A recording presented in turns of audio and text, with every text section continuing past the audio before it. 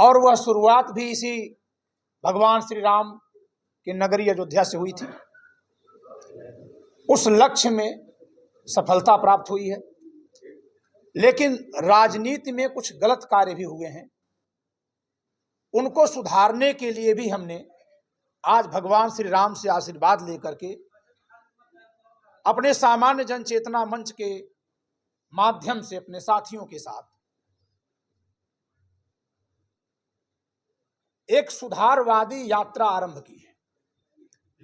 आप सब जानते हैं कि भारत का संविधान 200 साल की गुलामी से आजादी का जो संघर्ष था, उसका सुपरिणाम था, उसका सुफल था। वह ऐसा एक वृक्ष था जो हमारे पूर्वजों ने लगाया था, जिसमें पानी देना था और उसका फल खाना था, जिसमें पानी देना था और उसकी छाया लेनी थी। लेकिन अपने स्वार्थपरक राजनीति के कारण से तमाम पार्टियों और तमाम नेताओं ने उस वृक्ष में पानी देना तो बंद कर दिया, उल्टे जो फल जाकर के आराम से तोड़ने चाहिए उसके लिए ढेला चप्पा चलाते हैं, पत्थर मारते हैं, जिससे इस वृक्ष के पके फल के साथ साथ बहुत सारी टहनियां, बहुत सारी पत्तियां भी टूटकर गिर रही हैं। साथ ही मनमाने तरीके से अपने हिसाब से इस वृक्ष को बांटते हैं, काटते हैं, छांटते हैं। भाई साहब, मुद्दे की बात ये है कि आप क्या नाम है हस्ताक्षर अभियान चालू करने वाले हैं, तो क्या कुछ उसका कार्यक्रम है, उसके बारे में? मैं उसी पर आ रहा हूं, शॉर्ट में बिल्कुल आ रहा हूं।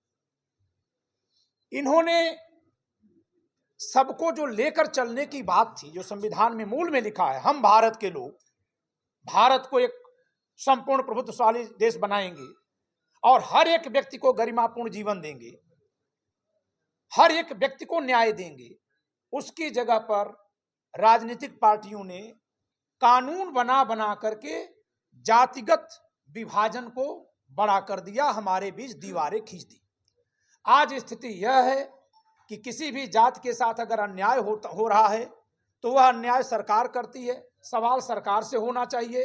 लेकिन नेताओं ने जो जातिवादी राजनीति की है, घृणित राजनीति जो की है, उसके तहत एक जाति दूसरे जाति पर सवाल कर रही है। इस सवाल को उठाने के लिए और ज्यादा किसी को हथियार पकड़ाने के लिए और दूसरे जाति पर हमला करवाने के लिए ही कई कानून बना दिए गए हैं, जिसमें एक सबसे बड़ा कानून है SC/ST एक्ट। SC/ST एक्ट वर्ष 1989 में बना था।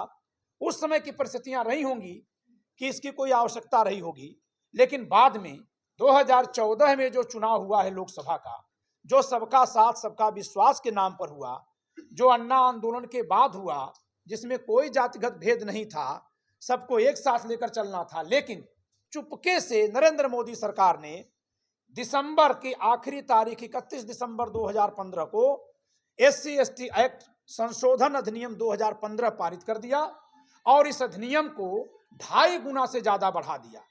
आज ऐसे ऐसे कार्यों को उसमें अपराध घोषित कर दिया गया है कि अगर कोई व्यक्ति जो उस समाज का है वह अन्य किसी समाज के व्यक्ति को फंसाना चाहेगा तो बस केवल एक शिकायत करा देगा, सूचना दे देगा, दूसरे व्यक्ति का तबाही का दिन शुरू हो जाएगा, वह परेशान हो जाएगा। भाई साहब, बात करें SC/ST की जी, तो उनका कहना है कि जो भी दलित, अभी मैं अपनी बात थोड़ी सी पूरी कर लूं, फिर आप सवाल लीजिएगा।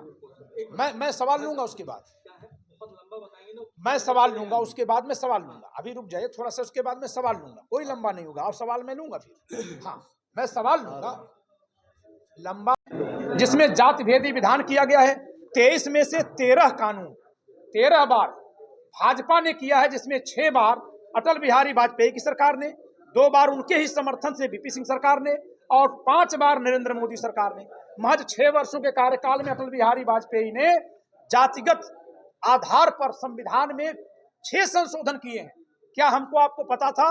नहीं, हम लोग ये जानते थे कि लोग सभी हिंदुओं को एक करने की राजनीति करते हैं। ये लोग हिंदुओं को बांट रहे हैं। बात करें चाहे बीजेपी की, चाहे कांग्रेस की, चाहे सपा की, सब जातिगत राजनीति करते हैं और SC/ST को बताया जाता है। मगर सवाल ये है कि आज के जमाने में कौन से SC/ST को मंदिर में नहीं जाने दिया जाता जाता है या उनके साथ में कोई खाना पीना नहीं खाता है। इस नैरेटिव को जो फैलाया जाता है, इसके बारे में आपका क्या कहना है? बिल्कुल, इसके बारे में मेरा सुस्पष्ट कहना है कि किसी कानून के भय से क्या सबने सबके साथ खाना शुरू किया? जी नहीं।